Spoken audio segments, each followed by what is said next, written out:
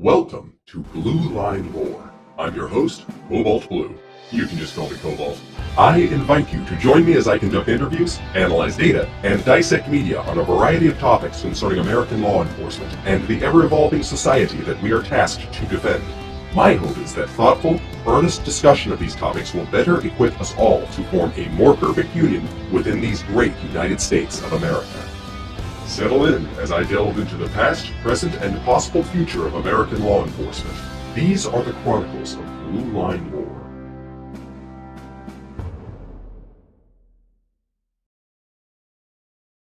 Welcome back to Blue Line Lore. I am, of course, your fictional robot host, Cobalt Blue, and here today I have a fantastic guest, one paramedic Nicola Maguire. Nicola, would you like to introduce yourself to the audience, please? Hi, I'm Nicola Maguire. I'm a paramedic on the East Coast of the United States. Happy to be here talking with all of you. The pleasure is all ours. Like always, it's just me on the other end of the microphone, but our resident humans are overjoyed that I have the opportunity to interview you today. As we'll cover in the next episode, you are the head of an organization that the Blue Line Lore team holds in high regard. But for now, I'd like to take the time to get to know the woman behind the legend. Legend, we'll see. Your legend is yet to be written, that's all. So, you are a paramedic working for a fire department somewhere on the East Coast, is that correct? That is correct, yes. How long have you been with your current department? Have you worked in any others beforehand? So I have been with my current department for 17 years. Before that, kind of when I was attending paramedic school, I worked for a critical care transport unit that serviced a very large inner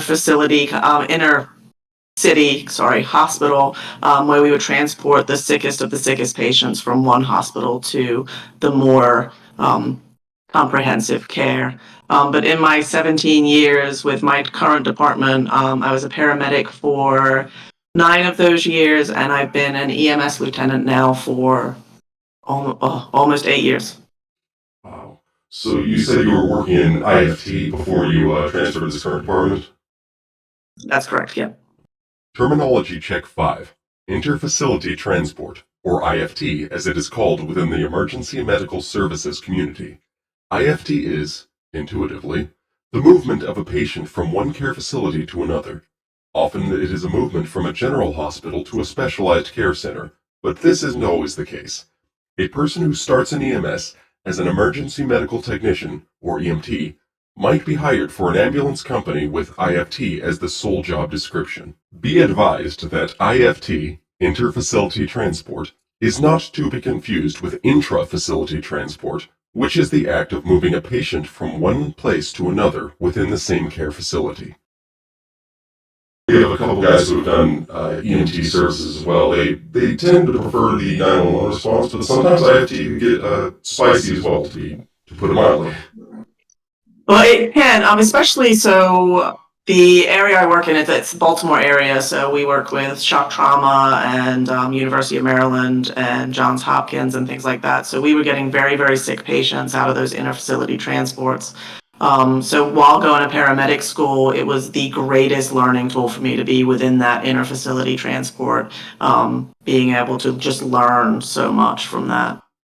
Absolutely. And of course, it's so important. It's not that firefighters and police officers don't have, steep learning curves as well, but when dealing with anything medical, especially when you are basically their lifeline until they get to the doctors and the nurses at the hospital, that's so critical. It really is, and just being able to do that it's something pretty awesome. If I may ask, there's a couple of us who have, as I said, been in EMT positions for a little bit. How did you go about getting the blood pressure inside a moving ambulance? It becomes a learned skill. There's always the palpable option, right? If you can't hear it, just go with a palpable option. That's always a great option to be able to get you at least that systolic number.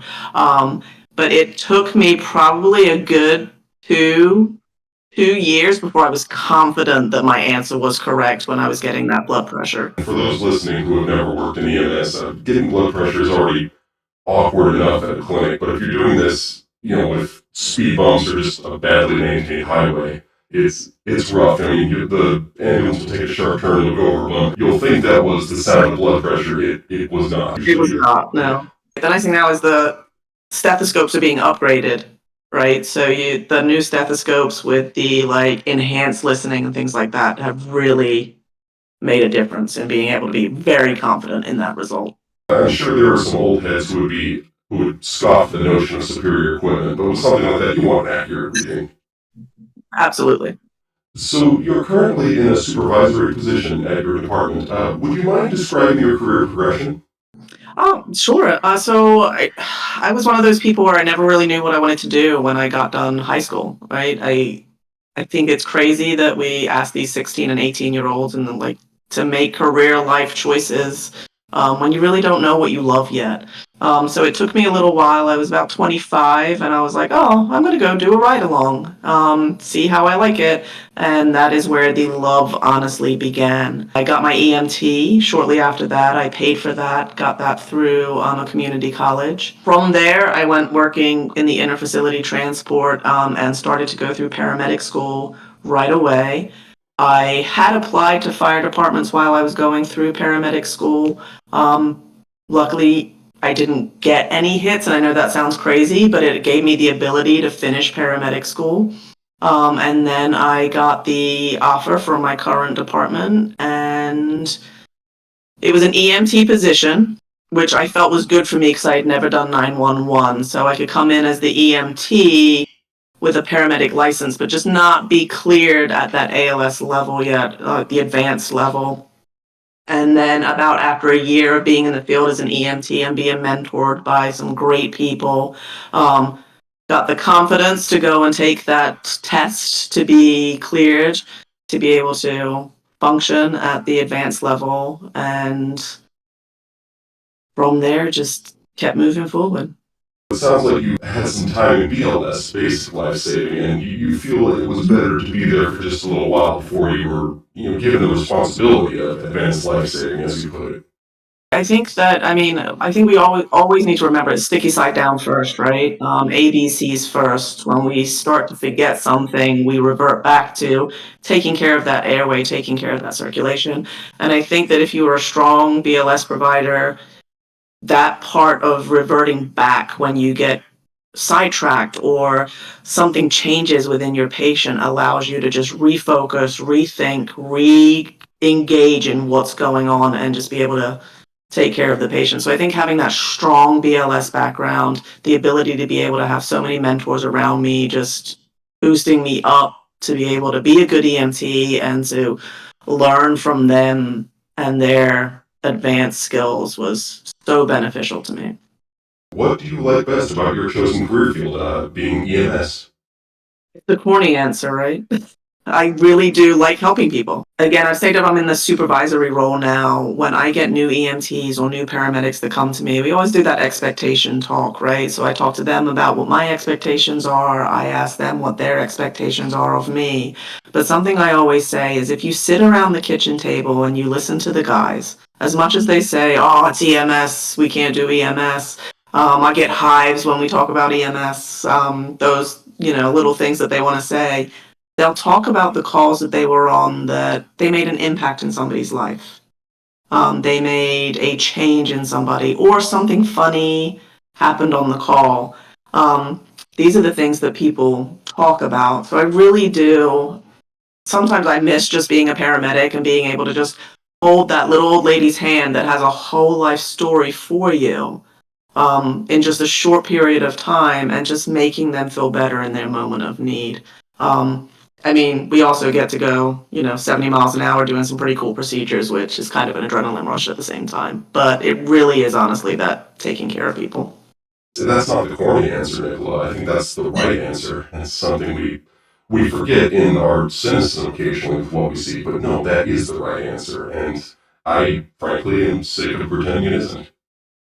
Oh, I love that then. So I will take back the corny part. I'm not sure if it was even corny to begin with, but if I may ask, can you walk our listeners through the process of becoming a paramedic? I know you mentioned Maryland. What is the training and hiring process like in the old line state? So, like you said, like it's very different depending on what state you go to. I mean, there's some jurisdictions that have police, fire, and EMS wrapped in one. Here in Maryland, we have I don't want to say strong volunteer presence because the volunteer presence across the country is declining. But the way for the jurisdiction and some of the similar ones around me, the way you can become a firefighter is volunteer. You get your community service hours, but you volunteer and they will get you through the training that you need to do. You'll start off, so for the fire side, you'll start off kind of as an observer. You would go and take fire one, and then you would be able to operate on the fire engine. And then from there, you can upgrade your skills. Fire two, there's a site ops. From there, you can become a pump operator and take pumps, and that way you can pump the engine and be able to get the firefighters the water when they need it. And then truck operations to do rescue operations to be able to cut somebody out. It's the same way for the EMT side. When you're a volunteer, they normally will get you into an EMT class, and then you'll be able to go from there on the EMT side. The second way is you apply for a jurisdiction within Maryland, and a lot of the trainings and things can be done through them, and you will get paid to do that. We used to have, 4,000 applications for becoming a firefighter or EMT within these jurisdictions. Those numbers are somehow dwindling, but it's still a competitive career choice in order to get into. We're still like, you have to take if you're going to do the career route, you would have to take a civil service written test. You would do a physical test. My jurisdiction does not use CPAT, but CPAT is a standardized test for firefighters. And then you would have to have an oral interview. Roger that, ma'am. So in the state of Maryland, I know this varies across every state. Do they have advanced EMTs, sort of a halfway point between EMT and paramedic, or is that not a thing? We do not recognize the advanced EMT. We also do not recognize the advanced paramedic practitioner that the West Coast is starting to recognize. I'm actually in school in Colorado. I'm doing an online program from them for the advanced paramedic practitioner. I'll probably be the only one in Maryland that has it and can't use it. Feather in your cap, I suppose, if you decide to try to promote. Yeah, that's what it is. And it's more I just have a yearning to learn and just like know more and do better by our patients. And that was one of the things when I started to come across it and see the things that they're doing in Europe and that the West Coast is starting to do. I was like, I need to do this. But we in Maryland are a little restrictive when it comes to the advanced EMT or taking the scope of practice for the paramedic a little bit further. For those listening who aren't familiar, some of the restrictions in both EMT and paramedics, that can vary by county lines in some cases. So it's possible in Maryland it's the same way, and certainly down in the Golden State. One county to another, there's a wide breadth of what an EMT, for example, is allowed and not allowed to do. Yes. Our jurisdiction, we allowed our EMTs to start IVs, where the jurisdictions around us do not allow that. So it is, like you said, it's very different. It's very different. State to state, county to county, yes. Speaking of the different experiences across county lines, I know you've had a few. Are you comfortable sharing some calls that really stuck with you, for better or worse? We do like our stories on this channel.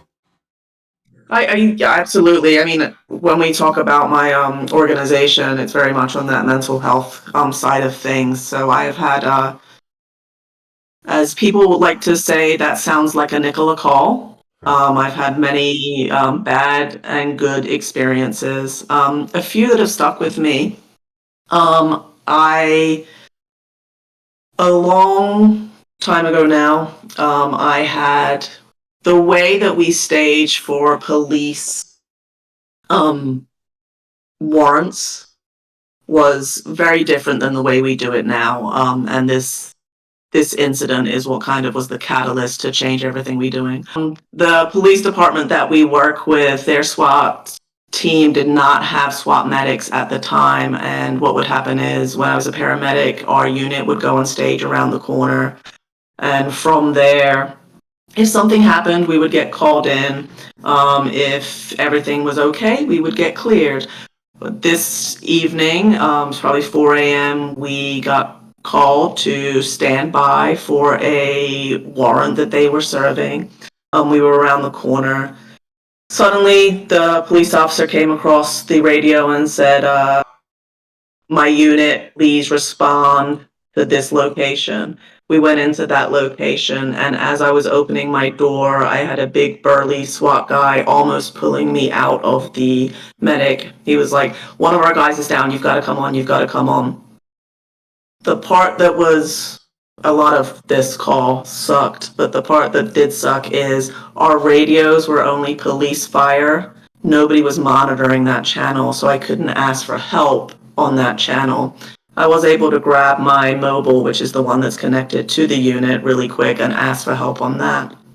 Before I grabbed all my stuff and went inside. As we were walking in the door, I looked to the left of me. There were 3 people with police officers, guns out, drawn at them. So had they made a motion, I believe that gunfire may have taken place. It was the same to the right of me. I was led into a kitchen where I saw a suspect that was under arrest, had cuffs on them. He was able to move and talk to me. I could see that he was shot in his elbow, but again, he was able to move and talk, and he was trying to get to me to help him. I then also saw a police officer laying on the ground, taking agonal breaths. At this point in time, we had not had any training on how to get their vests off and things like that. I was being yelled at by multiple SWAT guys because obviously their guy was down, and I felt every part of what they were feeling. I ended up asking them in a very nice way to just stop, be quiet, let me do my job. My partner and I, thankfully had an amazing working relationship where we had to say no words to each other. Everything just flowed, and we knew what each other needed. We ended up getting the police officer outside. Once I got the police officer outside, I broke 1,000 hearts with one motion, and that motion was to start chest compressions. His best friend and partner was in the medic with me, and he just slumped into the corner and started crying. As I stated at the beginning, I didn't have much radio communication, so my dispatch had lost me. They didn't know where I was because of where we were originally staging. So I was somehow getting to the point of needing to make a decision to have his friend and partner start chest compressions, my partner get up front and start driving to the hospital so I could start to render all of the other care that needed to be done. Thankfully, somebody heard my location on the radio, and my doors opened, and I got 2 people that could help me. They came in, and we ended up getting him to shock trauma, where he did succumb to his injuries. But there was a lot of fail points within that call that I had brought to the attention of my administration probably about a year prior to that. From that, we have made many, many changes, but it's the one call that has truly stuck with me because not only did I walk into that house knowing that it was dangerous, I led my partner into that house who would follow me anywhere, knowing that he had small kids, and it played a lot on my mental health. Thankfully, I have had a recovery journey and therapy and all kinds of things, and I have been able to now talk about that incident without the emotional reaction that I used to have on it. That was definitely one of the calls that has stuck with me. And there have been a couple recent ones that have also kind of stuck with me. I was probably about a year ago now, I was on a call on our local highway where 6 construction workers were hit and killed and blown across multiple lanes and roads, and that one kind of stuck too. Well, first off, thank you for sharing those experiences, Lieutenant. That first one, especially, was such a visceral reminder of the danger that first responders of all stripes could face on any given call. It is also a reminder to folks in law enforcement not to yell at your EMS support. I get why a reasonable person would do so in that situation, but it didn't help. And Nicola, it also sounds like you experienced the worst kind of I told you so when you saw a potential problem coming and ended up having to face the consequences of inaction from on high. And the SWAT team you were working with had to pay for that inaction in even worse ways. sorry you had to go through that. For what it's worth, it sounds like you did the best you could in a hopeless situation. And it took a long time to understand that, right? Even with sitting down and having the conversation with the officers afterwards, because we did do that. And it was that learning that I did everything I could with the tools that I had at the time and doing the best that I could with that. And it takes a long time to be able to just accept that. And it did take a long time to accept that. But I am glad that we changed the process and things have been so much better since that. It does suck that we have to be like retroactive and we can't be proactive, but I am glad that changes came.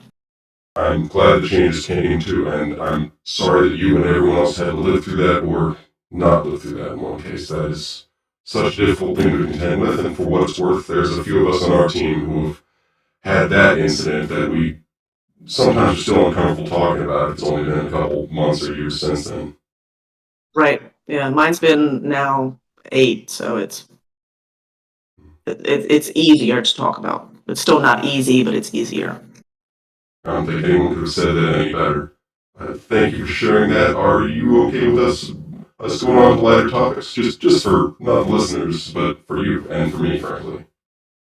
Absolutely. You briefly mentioned, and I think you sort of answered it here, but you briefly mentioned writing a paper in the episode of your podcast titled Spillover Part 1. What are you studying at university right now and why? Is that the advanced paramedic you were talking about? Yeah, that's the advanced paramedic practitioner. And the paper I wrote was transforming EMS leadership. We have a very throw them to the wolves kind of culture and just see how they do. And I think we're failing people. That carries over to some law enforcement entities as well. We can just go, let's see how he does on this foot pursuit, and one can't help but find levity in the awful that we face as first responders. But there's a time and a place, and I feel like that time and a place isn't as broad as we'd like to think it is as first responders with our gallows humor. I'm sure EMS can relate to some extent. There is that humor, there is everything that we take part in that, but I think that when we are, as I say, throw them to the wolves and I don't want to hold somebody's hand through their whole career, but I want to give them the tools and ability to be able to have a successful career and not leave broken. Yes. That's so important. There's another interview we'll be releasing later this year with a former LAPD police officer, and he had said, I want to have these other hobbies and interests that we're speaking about in this interview because I don't want to retire and die 2 years later because I don't have anything else that is part of my identity other than being a first responder. Actually, I watched a podcast and it was in reference to it was in my leadership class that I actually took this, and it was like, try to go for 5 minutes being a first responder and do not mention what you do not mention the firehouse, and do not mention like any of those things. I think 90% of us would fail. It's difficult. Yeah, I mean, because the first thing people say, well, what do you do? So, but to not talk about what you do is one of the hardest things, because we kind of take that and we enrich our lives in that community and that family, I think, and that's what it is to us. It's a second family, right? So I'm noticing that we are allowing these family we throw them to the wolves and we allow them to just see what happens without giving them the coaching or the tools they need in order to have that vibrant, successful career to make it to retirement and enjoy it. So many of the human members of Blue Line lore have talked about some of the old heads. They'll always say, well, this is how we make somebody tough. Do you really make them tough, or are you breaking them in subtle ways that you won't even see until they retire and die of a heart attack at 53 years old? That's exactly it. That's what's happening, right? We have members that retire and they die so quickly afterwards. I don't think we're giving them the tools. I think we're burning them down and breaking them down. As first responders as a whole, as if the profession doesn't already break us down, and yet we find ourselves sort of eating our own, whether we mean to or not. That it seems to be the end result. We really do, and I like you said, we don't mean to do that. Absolutely not. It's not something that, again, we want to help people, right? That's one of the reasons we pick these careers, is to help people. And I don't think we want to break down the family that we build within this career. And I think that we happen to hold them back almost by not giving them the tools and the abilities to move forward and to just let's see how they do on this, instead of like when they start to struggle with it, be like, hey, maybe try this, right? This is a tool that worked for me, and step in and be able to help them. I think that we fail them when it comes to that. Sometimes we do. Of course, with EMS, it's more obvious that one should step in and help the new person when they're struggling. With law enforcement, even if it's not as intuitive to a layman, or even to a police officer, when you tell them, no, you should definitely step in. If they're struggling with their de-escalation skills, maybe you should step in and say, hey, partner, I got it. Calm the suspect down so you don't have to use your taser or OC spray for what could be a routine arrest. It's so much more important than some of the old heads seem to realize. I don't mean to pick on the older humans. I mean, they're less than half my age, but at the same time, there's kind of an old school mentality currently that, frankly, it needs an update. I absolutely agree. And I think that's where, I mean, communication is where we lose everything, right? Yeah. And you say the de-escalation processes, right? So that again, that's that communication, and you being able to step in and just somebody watch you and your de-escalation tactics can absolutely show them something. You could also learn something from somebody that cannot de-escalate a situation and be like, I'm never doing that. It's communication and the way that we communicate with our folks. It definitely needs an overhaul in some things. 100%.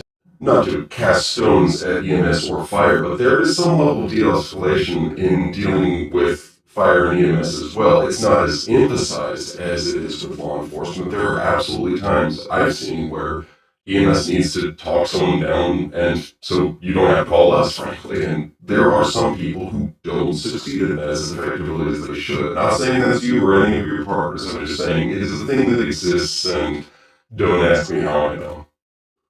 Yeah, there are some times where I have seen people and I'm like, I'm going to take over, right? And there are times where people have taken over from me too, because I'm just not getting that rapport with the person. And it's all about building that rapport with the person for them to be able to trust you and where you're going to lead them. Some patients or suspects, and sometimes patient suspects, sometimes they just kind of don't like one person and they like someone else. Maybe they don't want a robot talking to them, and that's fine. And a human can talk to them, and I will step to the side.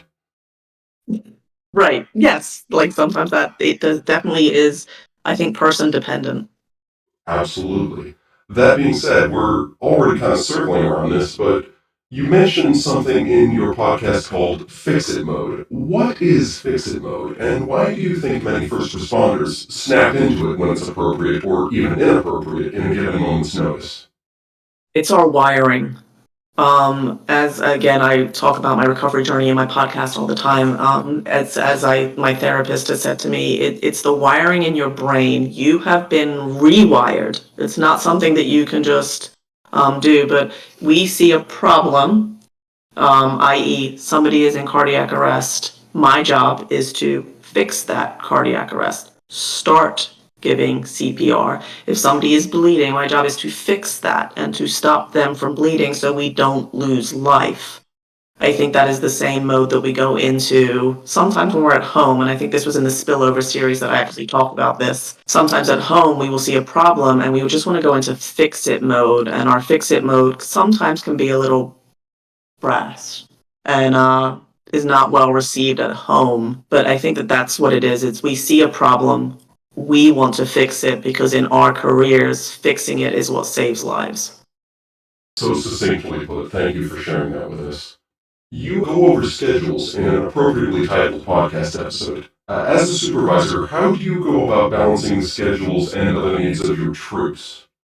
So obviously we don't get scheduled breaks or time to relax and rest. In the fire department, there are multiple different schedules that people work. There's 24 hours on, 48 hours off. Some people do 24 hours on, 72 hours off, with a extra impact day in there. Some people also do 4 on, 4 off. So the schedule I work is I work 2 10-hour days, then 2 14-hour nights, and then I'm off for 4 days, and then I start it all over again. I am very much on the, if my people need 20 minutes to decompress and take their time, they need their 20 minutes to decompress and take their time. I'm also not a component of working 24 hours. Many studies have shown that there are negative implications that come from that. So I really do love our 4 on, 4 off. It allows us to be home with my family at least once a day, being able to see them, being able to celebrate certain things. If I'm stuck on a 24 on Christmas Day, I don't get to see my kids on Christmas Day. So for me, our schedule is amazing because I get to see my kids on those important holidays. When it comes to my family and that question, we've kind of got used to it, right? There are some things that I will not make it to because I am at work and I cannot get off. We only have a set amount of people that can have off during the day because we need to have those people there.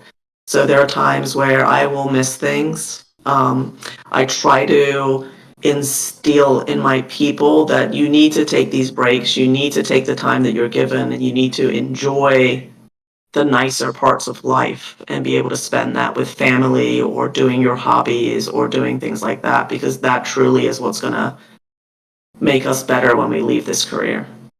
There is a time when our time in this career ends at one point, at least for humans, so that's Yes. and that's such an important thing to touch on. Are you at all, if I may ask, are you at all in charge of the schedules of your troops, or is that handled by a different person? That's our administration. That's it's part of our MOU, so it's part of our memorandum of understanding through our union, the schedule. And then I don't actually schedule my people. That's done by a captain and a higher administration. I see. So, with all that said, would you recommend EMS for young folks who may be watching, and what personal qualities might make a person successful and, just as importantly, satisfied in such a field of labor? I do recommend it. It can sometimes feel hard. There are days where patients are yelling at you, the hospital staff is yelling at you, you feel like you are getting dragged through the mud.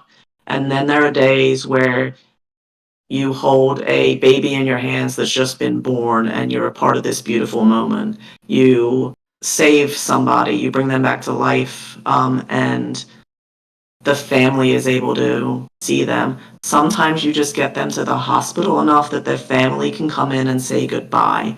And those moments, I think, really do make the job completely worth it. And there are times, like I said, that you are dragged through the mud, but you kind of have to embrace those good moments that come through it. It is a hard job. It is good for people that can be resilient. It also is a job for people that do like a little bit of an adrenaline rush. Like I said, that 70 miles an hour, being able to try to save somebody's life, doing lots of things in a small area. It does get your heart rate up. It does get your blood pressure up. Yes, it does. Your testimony adds something more to think about for those already thinking about going into EMS. Thank you for that. But at the behest of multiple humans behind the camera, I have to throw in a completely irrelevant question that wasn't in the original script. As the entirety of our crew pretty much is from the Pacific Northwest, your accent is so lovely. I just had to bring that up. Thank The way you. you say call and coffee, we think it's wonderful and adorable, and we had to mention it. Have you lived in New England or around Maryland your entire life?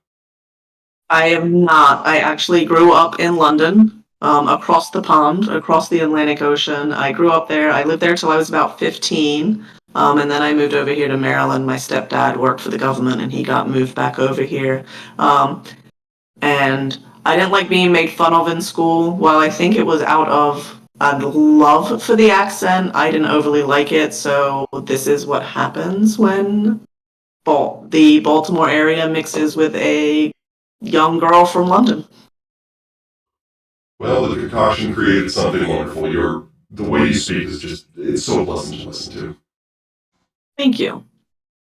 And that is part of the reason, probably, why your podcast is slowly but surely growing. Before we get to talking about your brand new nonprofit organization and connected YouTube channel, can you offer any feedback or constructive criticism for Blue Line Lore? We are more than happy to take some criticism from our peers. Oh, I think you guys are doing a great job. I know that it's been a slow uptaking for you, and that but I think the content that you're going to be putting out, the, I mean, I'm glad that I get to be one of the speakers, but some of the speakers that you've had have been an amazing addition to the mission that you guys have. And I think that it is going to grow and it is going to get bigger. And I think that with organizations like you and me and other ones that come along, us working together and us spreading the good work of what us first responders truly go through and what we do, it's going to be an amazing uptaking. Nicola, thank you so much for your kind evaluation. That means so much to me coming from a fellow content creator, and I know it'll mean at least as much for the humans who make this production happen. As I told you before we started recording, our crew are fans of your nonprofit organization that we'll be talking about in just a second, debuting of course in tomorrow's episode. We are so glad that you got to be a part of this too. And you are welcome back on anytime. Oh, and just to be clear, I also suspect that your channel's going places too. It absolutely is. So keep up the good work. You're doing great. We plan to do that for a good long time. Pardon the abrupt end to the interview for this episode. Truth be told, there was no farewell because Nicola and I recorded an entire extra episode after what you just listened to. But Nicola Maguire is more than the head of a nonprofit organization, just like she is so much more than just a first responder. Like any other first responder, she is more than just the summary of her job descriptions, if we allow ourselves to be more than our job descriptions. We would all do well to remember that about ourselves. I humbly ask that others who are listening will remember that about the good lieutenant as well when she opens up about her nonprofit organization in tomorrow's episode. But for now, I have a few thoughts about our discussion. To circle back toward the beginning of the conversation, it is disappointing to hear that the number of volunteers for EMS and fire services is on the decline as of late. I do not blame the youth for this. While I spend the majority of my presence in your time period talking to first responders and other adults, I occasionally interact with teenagers who feel the need to spark a conversation with a sentient machine. I have observed that teenagers are eager to help others and make the world a better place, but they are not as likely to be convinced that they can do so through first responder professions or the military as their parents were at their age. Ultimately, that's on us as older sentient beings to be more convincing examples to the contrary. On an individual level, and ideally an organizational level, we can start doing that by readily rejecting the notion that it's uncool or corny to put a badge and a uniform on because we want to help people. I was so proud to hear Nicola say that it was her motivation to become a paramedic, but that hint of self-deprecation when she called her own altruism corny made the moment bittersweet. I am not saying you humans need to start wearing spandex and a cape to work, but I am saying that there is no shame in wanting the best for humanity, and there is certainly no shame in serving your local municipality in pursuit of making life better for those around you. As the channel name implies, I am liable to promote law enforcement as one of the best possible options for ordinary people to do just that right now. But I am more than happy to occasionally tip the spotlight over to our siblings on the thin white line for EMS, and maybe even the thin red line for our siblings in fire protection. On the subject of EMS, Nicola already said it. If you're thinking about a career change or just getting into the workforce, emergency medical services probably has a place for you if you're willing to go through EMT classes. The classes are dense, and the starting pay for a new emergency medical technician is not exactly going to buy you a house in this economy. But they're hurting for EMTs and paramedics all over the country right now. If you're comfortable around blood and the sensation of your own adrenaline, EMS might be for you. I will add that some level of finesse is required to multitask in the back of an ambulance with very little room to move and a lot to get done. Those with deft, fine motor skills might have an early advantage in such work. Then again, a strong person will have an easier time loading and unloading patients from the ambulance. Some people in medical distress can be quite big and tall. Finally, to address the part at the very end where two content creators gassed each other up, Blue Line Lore is here for the long haul. We have a feeling that Nicola's nonprofit, Responders for Pride, has a similar mindset. I'll be asking her all about RFP in tomorrow's episode, so be sure to tune in. As always, thank you so much for watching. Please like, subscribe, or leave a comment if you feel the need to support the channel. We hope you'll listen in tomorrow. See you then.